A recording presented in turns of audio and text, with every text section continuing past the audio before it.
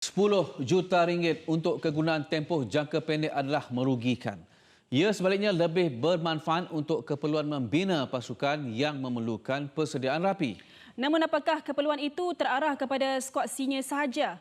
Bajet pasukan utama sepatutnya sudah dipersiapkan lebih awal dan tidak sepatutnya dimasukkan bersama durian runtuh yang diperolehi FAM menerusi pengumuman pada Isnin. Dan jika dana RM10 juta Malaysia dianggap sebagai penyelamat skuad kebangsaan ketika ini, jawapannya adalah tidak.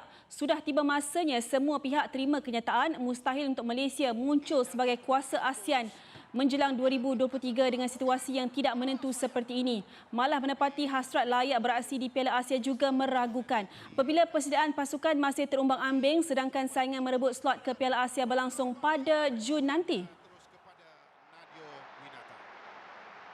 Duit 10 juta tu takkan boleh buat seorang pemain tu pandai dalam masa 3 bulan, 4 bulan. Tak ada. Duit ni, walaupun dia bagi 10 juta, satu-satu yang kita nak fikir tentang senior team, under 23 beza. Senior team tu lain. Dia akan main FIFA calendar. Berapa hari mereka akan berkumpul. Itu yang tanda tanya.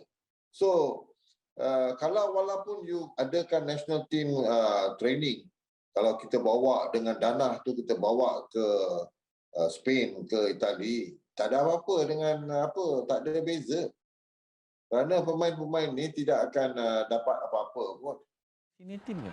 Okey, lari dari landasan dan terpaksa lupakan Piala Asia 2023, perit untuk ditelan, namun itulah situasi semasa yang perlu diterima semua pihak. Kalau tengok corak permainan yang dilakukan oleh Vietnam dengan Thailand, tengok corak permainan tersebut yang dilakukan.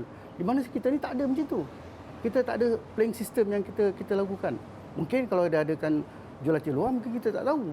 Kalau jualatih luar datang, ianya memerlukan banyak masa untuk membentukkan pasukan. Pada setakat ni saya rasa agak sukar kita agak untuk bersaing di Piala Asia nanti. Penyaluran dana RM10 juta perlu telus. Jika skuad negara tergelincir, mungkin skuad kedua kendalian Brett Maloney sebagai penyelamat. Malah sasaran F30 perlu sedikit perubahan.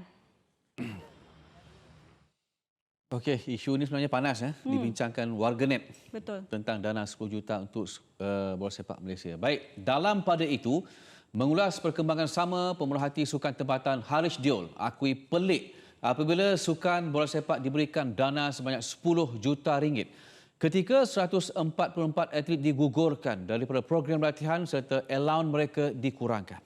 Harish turut berharap agar sukan lain yang berpotensi sumbang pingat buat kontingen negara tidak dianaktirikan atau dalam erti kata lain diberi layanan sama rata. Wartawan Faidrul Syuhaimi ada laporannya.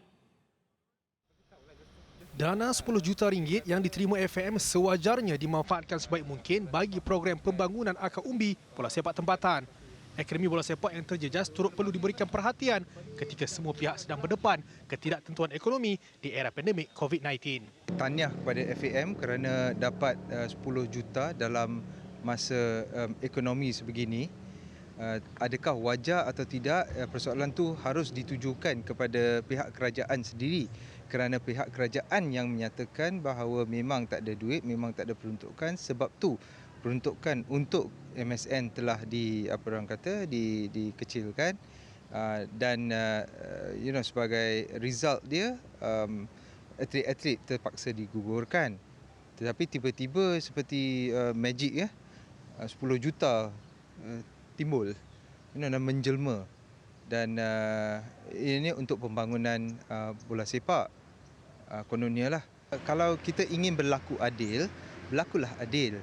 Bagilah sumbangan yang sewajarnya kepada semua sukan. Dan kalau kita ingin melihat kepada prestasi, kerana apabila kita melihat MSN sendiri menyatakan bahawa 144 atlet yang digugurkan adalah berdasarkan pada prestasi. Jadi persoalan saya balik ialah adakah prestasi bola sepak negara begitu gah sehinggakan mereka dapat 10 juta ringgit untuk pembangunan bola sepak. Saya setuju dengan pembangunan, jangan salah tafsir. Saya setuju dengan aspek pembangunan. Jadi kalau kita ingin betul-betul benar-benar menolong, tolonglah akademi. Mereka yang begitu susah terutamanya ketika PKP, ada setengah daripada mereka sehingga kini masih susah. Tapi balik kepada soalan anda, adakah adil atau tidak, orang kata tepuk dada tanya selera lah. Sementara itu, bagi Presiden Persatuan Olimpian Malaysia Nur Rasila Khalid, dia nyata keliru dengan tindakan pihak kerajaan yang menyalurkan dana 10 juta ringgit kepada Persatuan Bola Sepak Malaysia FAM untuk tujuan pembangunan ketika allowance atlet kebangsaan dikurangkan. Bagi Nur Rasila, pihak kerajaan seharusnya berikan tumpuan kepada persediaan kontijen negara hadapi 3 tamasya utama tahun ini, iaitu Sukan SEA Vietnam, Sukan Commonwealth serta Sukan Asia. Reaksi saya apabila mendengar berkenaan sumbangan kerajaan kepada FAM tentu sekali tertanya justifikasi tentang sumbangan tersebut. Saya hanya berpandangan kenapa sukan bola sepak, kenapa tidak sukan lain. Kalau kita lihat dengan teliti, ada banyak kejohanan antarabangsa tahun ini seperti SEA Games, Commonwealth Game, Asian Game. Kenapa tidak diberi keutamaan untuk persediaan atlet ke sukan ini? Malah jika kita lihat dengan teliti, tinggal lagi 2 tahun lebih sahaja lagi sebelum Olympic Game Paris. Lebih serius dan prioriti kita di mana sebenarnya? Ya.